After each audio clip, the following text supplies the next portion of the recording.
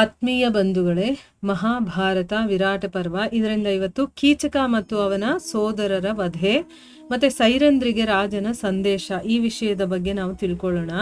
ವೈಶಂಪಾಯನರು ಹೇಳ್ತಾರೆ, ರಾಜ ಇದಾದ ಮೇಲೆ ಭೀಮಸೇನ ಏನ್ ಮಾಡ್ದ, ರಾತ್ರಿಯಲ್ಲಿ ನೃತ್ಯ ಶಾಲೆಗೆ ಹೋಗಿ ಬಚ್ಚಿಟ್ಕೊಂಡು ಕೂತ್ಕೊಂಡ್ಬಿಡ್ತಾನೆ. ಮತ್ತೆ ಕೀಚಕ ಬರೋದನ್ನ ಕಾಯ್ತಾ ಇರ್ತಾನೆ. ಅವನು ಕಾಯ್ತಾ ಇರೋದು ಹೇಗಿತ್ತು ಅಂತಂದ್ರೆ, ಹೇಗೆ ಒಂದು ಸಿಂಹ ಮೃಗವನ್ನ ಬೇಟೆಯಾಡೋದಕ್ಕೆ ಕೂತಿರುತ್ತೋ ಹಾಗೆ ಅವನು ಕೂತಿದ್ದ.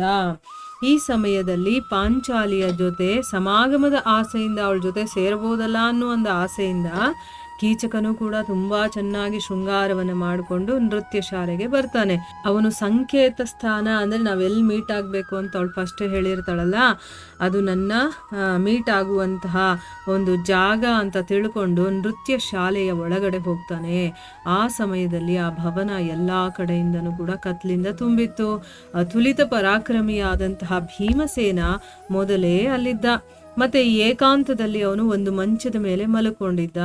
ದುರ್ಮತಿಯಾದಂತಹ ಕೀಚಕ ಕೂಡ ಅಲ್ಲಿಗೆ ಹೋದ. ಮತ್ತೆ ಅವನನ್ನ ಕೈಯಿಂದ ಅಲಗಾಡಿಸ್ದ. ಅಂದ್ರೆ ದ್ರೌಪದಿ ಬಂದು ಮಲ್ಕೊಂಡ್ಬಿಟ್ಟಿದ್ದಾಳೆ ಸೊ ಅಂತನ್ಬಿಟ್ಟು ಅವನೇನ್ ಮಾಡ್ತಾನೆ, ಅಲಗಾಡಿಸ್ತಾನೆ ಎಬ್ಬರಿಸೋದಕ್ಕೋಸ್ಕರ. ದ್ರೌಪದಿಯ ಅವಮಾನದ ಕಾರಣದಿಂದ ಈ ಸಮಯದಲ್ಲಿ ಭೀಮ ಕೋಪದಿಂದ ಉರಿತಾ ಇದ್ದ. ನನ್ನ ಹೆಂಡತಿಯಾದಂತಹ ದ್ರೌಪದಿಗೆ ಇವನು ಕೆಟ್ಟ ದೃಷ್ಟಿಯನ್ನು ಹಾಕಿದನಲ್ಲ ಅಂತ ಮೊದಲೇ ಅವನು ಕೋಪ ಇತ್ತು.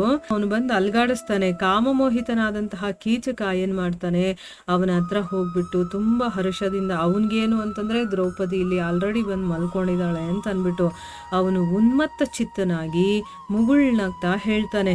ಏನ್ ಹೇಳ್ತಾನೆ, ನಾನು ಅನೇಕ ಪ್ರಕಾರದ ಅನಂತ ಧನವನ್ನ ಸಂಗ್ರಹಣೆ ಮಾಡಿದ್ದೀನಿ, ಬೇಕಾದಷ್ಟು ರೀತಿಯಿಂದ ನಾನು ಹಣವನ್ನ ಸಂಗ್ರಹಣೆ ಮಾಡಿದ್ದೀನಿ, ಅದೆಲ್ಲವನ್ನ ನಾನು ನಿನಗೆ ಉಡುಗೊರೆಯಾಗಿ ಕೊಡ್ತೀನಿ.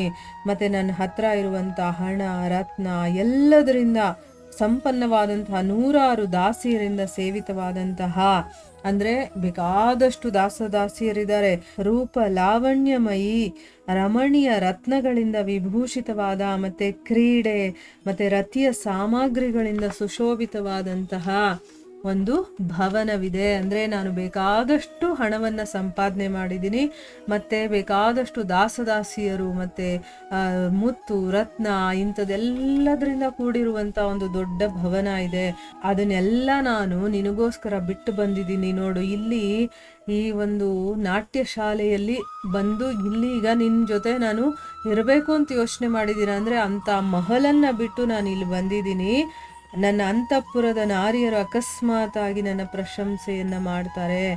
ಅಂದ್ರೆ ನಿಮ್ಮ ಹಾಗೆ ಸುಂದರ ವೇಷಭೂಷಣಗಳಿಂದ ಸುಸಜ್ಜಿತರಾದಂತಹ ಮತ್ತೆ ದರ್ಶನೀಯರಾದಂತಹ, ಅಂದ್ರೆ ನೋಡೋದಕ್ಕೆ ಒಂದು ಅರ್ಹತೆ ಇರಬೇಕು, ಒಂದು ಸೌಂದರ್ಯ ಇರಬೇಕು. ಎಂಥ ವೇಷಗಳನ್ನ ಹಾಕೊಳ್ತೀರಾ ಅಂದ್ರೆ ಒಳ್ಳೊಳ್ಳೆ ಉಡುಪುಗಳನ್ನ ಮತ್ತೆ ಒಳ್ಳೊಳ್ಳೆ ವಸ್ತ್ರಗಳನ್ನ ಇದನ್ನೆಲ್ಲ ಹಾಕೊಳ್ತೀರ. ಇಂಥ ಪುರುಷರನ್ನ ನಾವು ಬೇರೆ ಯಾರನ್ನು ನೋಡಿಲ್ಲ. ಅಂದ್ರೆ ಅವನ ದಾಸಿಯರು ಅವನನ್ನ ಆ ರೀತಿ ಹೊಗಳುತ್ತಾರೆ ಅಂತ ಅನ್ಬಿಟ್ಟು ಅವನು ಹೇಳ್ತಾ ಇದ್ದಾನೆ. ಆಮೇಲೆ ಭೀಮಸೇನ ಹೇಳ್ತಾನೆ, ನೀವು ದರ್ಶನೀಯರಾಗಿದ್ದೀರಾ, ಇದು ನಿಜವಾಗ್ಲೂ ಬಹಳ ಸಂತೋಷದ ವಿಷಯ. ಆದ್ರೆ ನೀವು ಈ ರೀತಿಯ ಸ್ಪರ್ಶವನ್ನ ಮೊದಲು ಯಾವತ್ತೂ ಮಾಡಿರೋದಿಲ್ಲ. ಅಂದ್ರೆ ನೀವು ನಿಜವಾಗ್ಲೂ ನೋಡಕ್ ತುಂಬಾ ಸೌಂದರ್ಯವಂತರು, ಇದು ನಿಜಾನೇ. ಆದ್ರೆ ಈ ರೀತಿಯ ಸ್ಪರ್ಶ ಇದೆಯಲ್ಲ, ಈಗ ನಾನು ಮಾಡೋ ಸ್ಪರ್ಶ ಇದೆಯಲ್ಲ, ಇದನ್ನ ನೀವು ಯಾವತ್ತೂ ಮೊದಲು ಅನುಭವಿಸಿರೋದಿಲ್ಲ ಅಥವಾ ಅದರ ಒಂದು ಅನುಭವ ನಿಮಗೆ ಇರೋದಿಲ್ಲ ಅಂತ ಹೇಳ್ತಾನೆ. ಈ ರೀತಿ ಹೇಳಿ ಮಹಾಬಾಹುವಾದಂತಹ ಭೀಮಸೇನ ಏನ್ ಮಾಡ್ತಾನೆ, ಸಹಜವಾಗಿ ಎಗರಿ ಎದ್ದು ನಿಂತ್ಕೊಳ್ತಾನೆ. ಮತ್ತೆ ನಗುತ್ತಾ ಅವನಿಗೆ ಹೇಳ್ತಾನೆ, ಹೇ ಪಾಪಿ, ನೀನು ಪರ್ವತದ ಹಾಗೆ ಇದೆಯಾ, ಆದ್ರೆ ಸಿಂಹ ಹೇಗೆ ವಿಶಾಲವಾದ ಗಜರಾಜನನ್ನ ಎಳೆದು ಹಾಕ್ಬಿಡುತ್ತೋ ಅದೇ ರೀತಿ ಈ ದಿನ ನಾನು ನಿನ್ನನ್ನ ನೆಲದ ಮೇಲೆ ಹೊಸಕಿ ಹಾಕ್ತೀನಿ. ಮತ್ತೆ ನಿನ್ನ ಸೋದರಿ ಇದ್ದಾಳಲ್ಲ, ಅವಳು ಇದನ್ನೆಲ್ಲ ನೋಡ್ತಾಳೆ. ಈ ರೀತಿ ಯಾವಾಗ ನೀನು ಸತ್ತು ಹೋಗ್ತೀಯೋ ಆಗ ಸೈರೇಂದ್ರಿ ಯಾವುದೇ ತೊಂದರೆ ಇಲ್ಲದೆ ತಿರುಗಾಡ್ಕೊಂಡಿರ್ತಾಳೆ. ಮತ್ತೆ ಅವಳ ಪತಿಯರು ಕೂಡ ತುಂಬಾ ಆನಂದದಿಂದ ತಮ್ಮ ದಿನಗಳನ್ನ ಕಳೀತಾರೆ. ಆಗ ಮಹಾಬಲಿ ಭೀಮ ಅವನ ಕೂದಲನ್ನ ಹಿಡ್ಕೊಳ್ತಾನೆ. ಈ ರೀತಿ ಎಲ್ಲ ಹೇಳಿ ಅವನ ಕೂದಲನ್ನ ಹಿಡ್ಕೊಳ್ತಾನೆ. ಕೀಚಕ ಕೂಡ ಬಹಳ ಬಲಶಾಲಿಯಾಗಿದ್ದ. ಅವನು ತನ್ನ ಕೂದಲನ್ನ ಬಿಡಿಸ್ಕೊಳ್ತಾನೆ. ಮತ್ತೆ ಬಹಳ ಗಟ್ಟಿಯಾಗಿ 2 ಕೈಗಳಿಂದ ಭೀಮಸೇನನನ್ನ ಹಿಡ್ಕೊಳ್ತಾನೆ. ಆಮೇಲೆ ಆ ಕೋಪಗೊಂಡ ಪುರುಷ ಸಿಂಹರಲ್ಲಿ ಪರಸ್ಪರ ಬಾಹು ಯುದ್ಧವಾಗುತ್ತೆ. ಅಂದ್ರೆ ತಮ್ಮ ಬಾಹುಗಳಿಂದಾನೇ ಹೊಡೆದಾಡ್ತಾರೆ. ಯಾಕಂದ್ರೆ ಕೀಚಕ ಏನು ವೀಕ್ ಅಲ್ಲ, ಅವನು ಕೂಡ ತುಂಬಾ ಬಲಶಾಲಿ ಆಗಿದ್ದಂಥವನು. ಇಬ್ರು ಕೂಡ ಬಹಳ ದೊಡ್ಡ ವೀರರಾಗಿದ್ರು.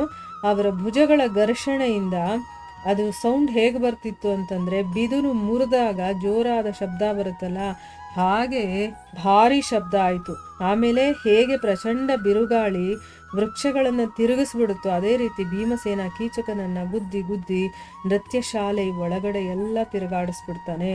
ಮಹಾಬಲಿ ಕೀಚಕನು ಕೂಡ ತನ್ನ ಮಂಡಿಯ ಹೊಡೆತದಿಂದ ಭೀಮಸೇನನನ್ನ ಭೂಮಿಯ ಮೇಲೆ ಬೀಳಿಸ್ಬಿಡ್ತಾನೆ. ಆಗ ಭೀಮಸೇನ ದಂಡಪಾಣಿಯಾದ ಯಮರಾಜನ ಹಾಗೆ ಬಹಳ ವೇಗವಾಗಿ ಎಗರಿ ಎದ್ದು ನಿಂತ್ಕೊಳ್ತಾನೆ. ಭೀಮ ಮತ್ತೆ ಕೀಚಕ ಇಬ್ರೂ ಕೂಡ ಬಹಳ ಬಲಶಾಲಿಗಳಾಗಿದ್ರು. ಈ ಸಮಯದಲ್ಲಿ ಸ್ಪರ್ಧೆಯ ಕಾರಣ ಅವರು ಇನ್ನೂ ಉನ್ಮತ್ತರಾಗ್ಬಿಟ್ಟಿದ್ರು. ಮೊದಲೇ ಅವರಿಬ್ರು ಬಹಳ ಬಲಶಾಲಿಗಳು, ಈಗ ನನ್ನ ಸಮನಾಗಿ ಹೋರಾಡುವಂಥವನಿದಾನಲ್ಲ ಅಂತ ಅವ್ರಿಗಿನ್ನೂ ಉನ್ಮತ್ತತೆ, ನಾನೇ ಗೆಲ್ಲಬೇಕು ಅಂತಂದ್ಬಿಟ್ಟು ಆ ಅರ್ಧರಾತ್ರಿಯ ಸಮಯದಲ್ಲಿ ಆ ನಿರ್ಜನವಾದಂತಹ ನಾಟ್ಯ ಶಾಲೆಯಲ್ಲಿ ಒಬ್ಬರಿಗೊಬ್ಬರು ಗುದ್ದಾಡ್ಕೊಳ್ಳೋದಕ್ಕೆ ಪ್ರಾರಂಭ ಮಾಡ್ತಾರೆ. ನೋಡಿ, ಈ ರೀತಿ ಇಲ್ಲಿ ಇಬ್ಬರಿಗೂ ಕೂಡ ಭುಜಗಳ ಮೂಲಕ ಇಲ್ಲಿ ಯುದ್ಧ ನಡೀತಾ ಇದೆ. ಮುಂದೇನಾಗುತ್ತೆ ಅಂತ ನಾವು ಮುಂದಿನ ಭಾಗದಲ್ಲಿ ತಿಳ್ಕೊಳ್ಳೋಣ. ಹರೇ ಕೃಷ್ಣ.